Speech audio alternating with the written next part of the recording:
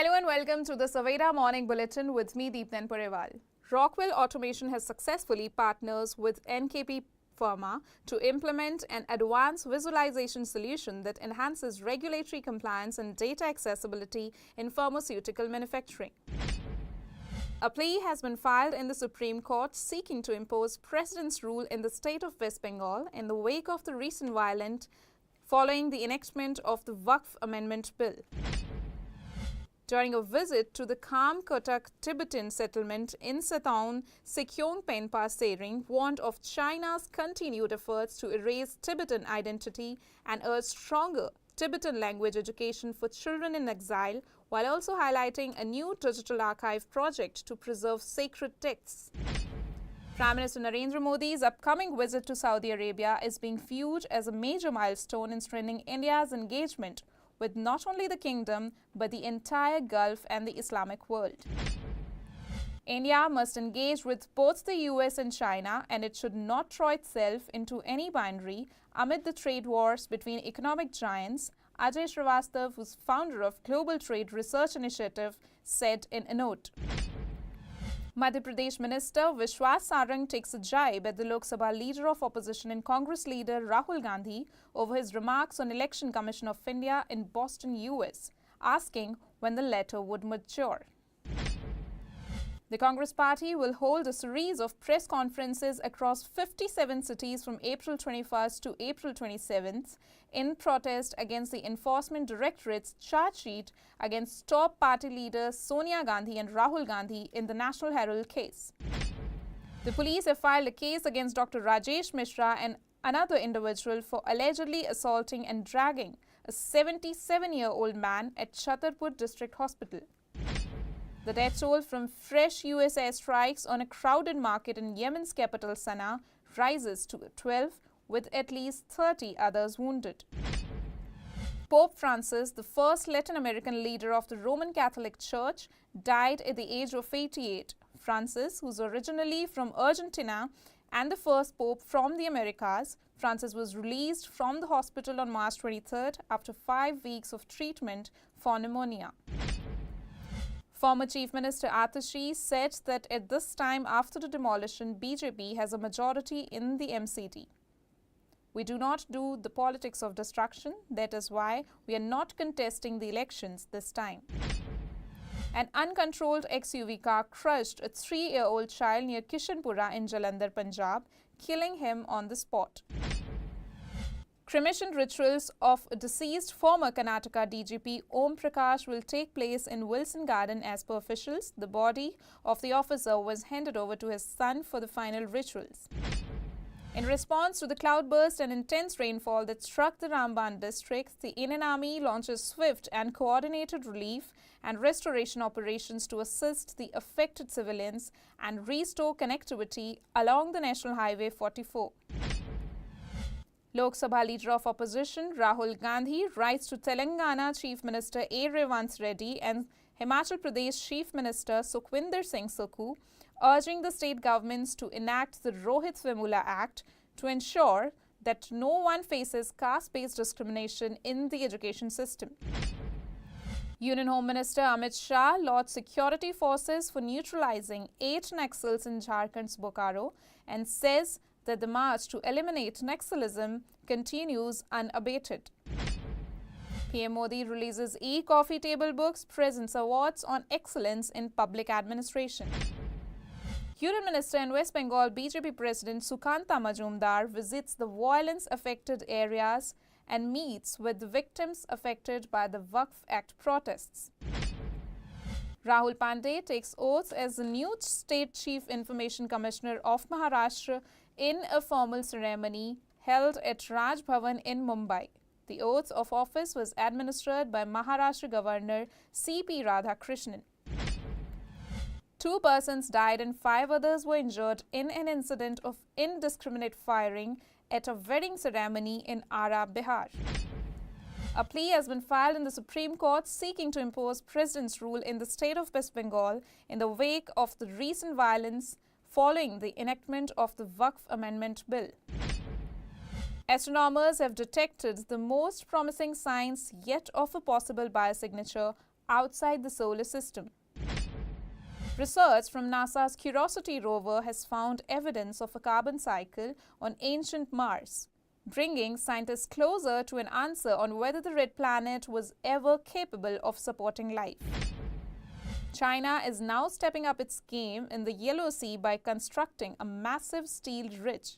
Following similar aggressive posturing in the South China Sea, the development has become a fresh source of conflict between China and South Korea.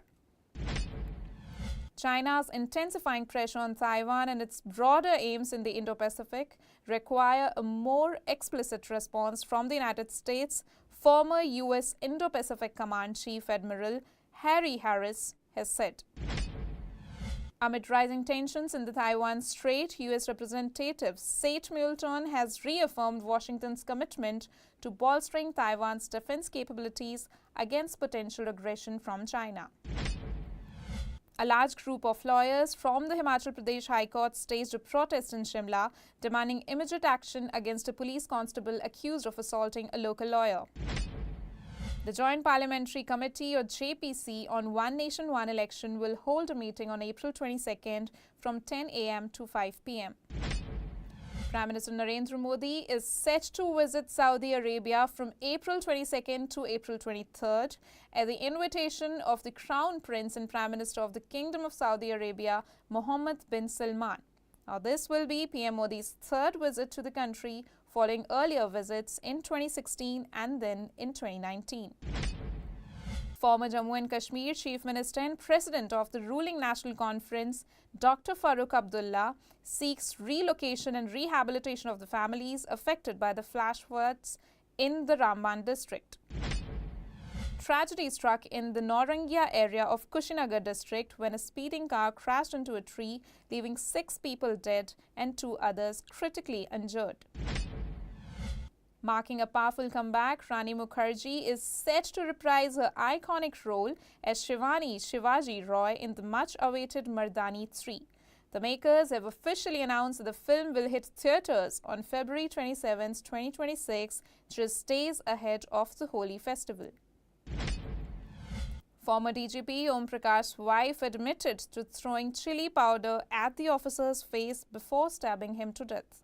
The police have detained Pallavi and their daughter Kriti for questioning. Sources also revealed that Pallavi later made a video call to a friend, allegedly saying that she's killed the monster. NASA's oldest active astronaut, Don Pettit, returned to Earth on his 70th birthday, concluding a 7-month mission aboard the International Space Station. Pettit's role on the ISS proves that space exploration knows no age limits. At 20 weeks pregnant, Lucy Isaac underwent a 5-hour ovarian cancer surgery. During the procedure, her womb with the baby inside was temporarily removed. The womb stayed outside her body for 2 hours before reimplantation, and months later, Lucy delivered a healthy, full-term baby, a true miracle of medical science. Chief Economic Advisor Anantha Nageswaran has projected that India will need to generate around 8 million jobs every year for the next 10 to 12 years to meet its workforce demands. Hundreds of teaching and non-teaching staff gathered outside the West Bengal School Service Commission headquarters, voicing their anger and frustration over their appointments was scrapped by the Supreme Court's April 3rd verdict.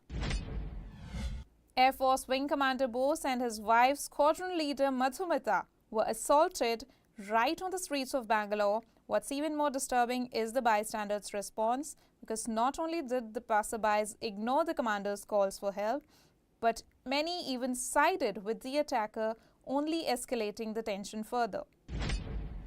Chaos erupted inside a Delhi courtroom when a man convicted in a check bounce case assaulted Judicial Magistrate Shivangi Mangla.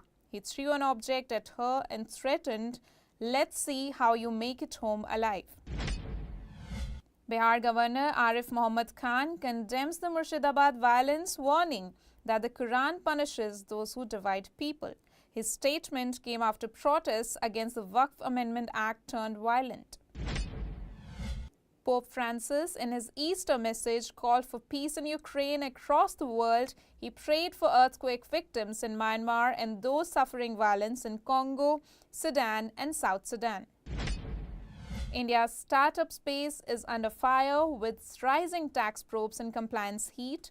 Misuse of funds and weak oversight are shaking investor confidence. As governance gaps widen, the dream of disruption faces harsh reality checks. Actress Jacqueline Fernandez visits Siddhivinayak temple with May Musk. The two wear traditional attires and pray amid tight security. May is in India to launch a book this week. Perovskit's solar cells are cheaper and more efficient but toxic, so researchers now found a green way to recycle them without harmful solvents. This breakthrough could make solar energy cleaner and more sustainable.